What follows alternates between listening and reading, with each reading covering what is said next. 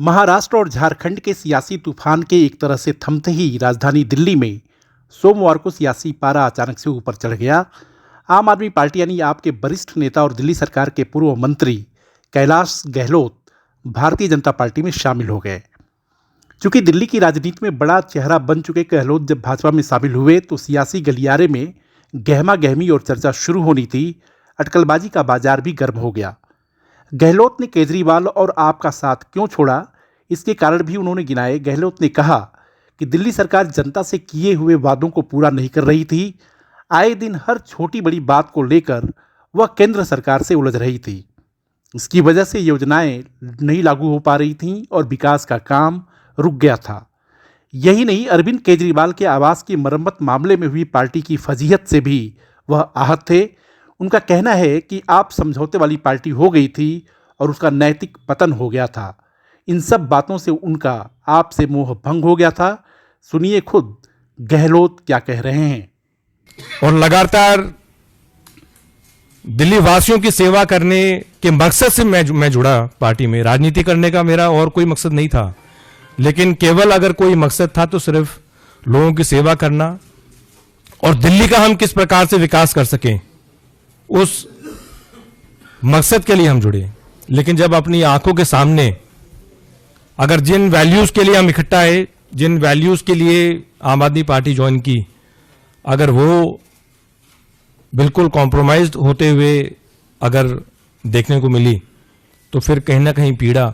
और ये मेरे शब्द हो सकते हैं, लेकिन मैं गारंटी के साथ कहता हूं कि इन शब्दों के पीछे वो लाखों हजारों कार्यकर्ताओं की आवाज है, वो भावना है कि जिस मकसद के लिए वो जुड़े थे वो आज उनको नजर नहीं आ रहा। एक आम आदमी की सेवा करने के लिए जुड़े थे, वो आम आदमी से मेरे ख्याल से सब वो लोग खास हो गए हैं।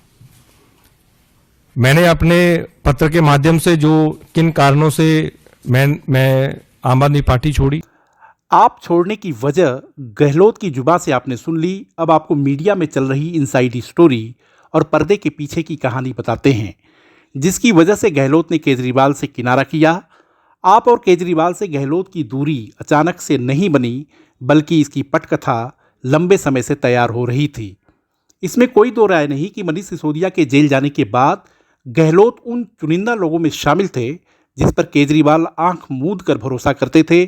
लेकिन आबकारी मामले में केजरीवाल के जेल जाने और जेल से उनके आने के बाद चीज़ें पहले जैसी नहीं रह गई थीं।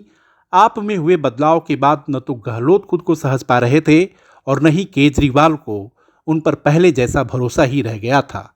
मई के महीने में केजरीवाल जब जेल गए तो गहलोत उनके सबसे भरोसेमंद साथियों में से एक थे। इसी भरोसे के चलते केजरीवाल ने उन्हें वित्त समेत कई अहम मंत्रालय सौंपे। एक समय केजरीवाल की अनुपस्थिति में वह दिल्ली सरकार में सबसे ताकतवर मंत्री थे। उन्होंने बजट भी पेश किया, लेकिन जून महीने में केजरीवाल ने गहलोत से वित्त, राजस्व समेत कई बड़े मंत्रालय लेकर आतिशी को दे दिए। सूत्रों का कहना है कि खटपन और अनबन की वजह यहीं से शुरू हुई। गहलोत को उम्मीद थी कि पार्टी में उनके कद और केजरीवाल की अनुपस्थिति में दिल्ली सरकार को चलाने में उनके योगदान को देखते हुए दिल्ली की कमान उन्हें सौंपी जा सकती है, यानी उन्हें सीएम बनाया जा सकता है।